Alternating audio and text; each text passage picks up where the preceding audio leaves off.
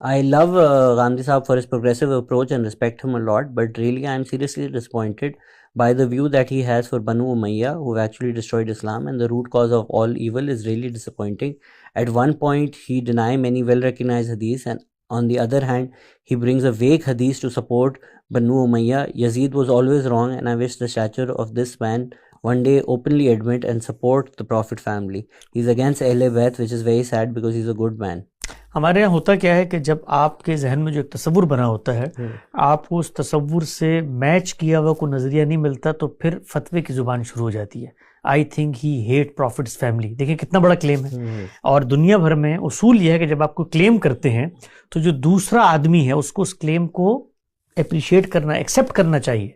تو ہمارا جو اس باب میں نقطہ نظر ہے وہ یہ ہرگز نہیں ہے نعوذ باللہ من ذالک. خود ساتھ ماں صلی اللہ علیہ وسلم کے اعزہ کے بارے میں ہم روزانہ دعا کرتے ہیں، اللہم صلی علی محمد و آل محمد.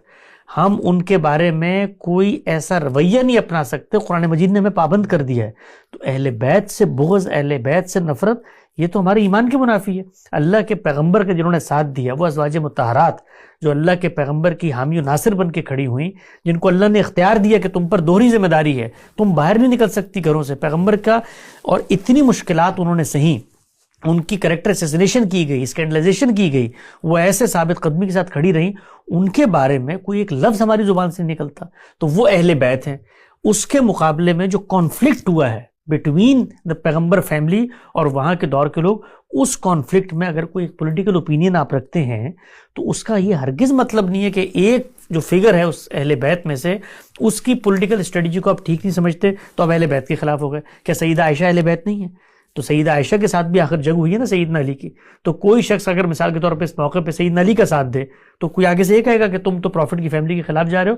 تو پولیٹیکل ڈسٹریبیوٹس کو ان ڈسپیوٹس کی پس منظر میں دیکھنا چاہیے. اس کی بنیاد پہ یہ فتوے نہیں دینے چاہیے کہ فلاں فلاں سے نفرت کرتا ہے. ہمارا جو آرگومنٹ ہے ہم نے اس کو بیان کیا بڑی تفصیل سے، کوئی 50-60 گھنٹوں میں بیان کیا ہے سیریز میں. آپ کو اتفاق نہیں ہے کوئی مسئلہ نہیں ہے، لیکن آپ جب ہم پر یہ الزام لگائیں کہ جی آپ تو نفرت کرتے ہیں فلاں سے، تو اس طرح کا کوئی الزام ہم ایکسیپٹ نہیں کرتے.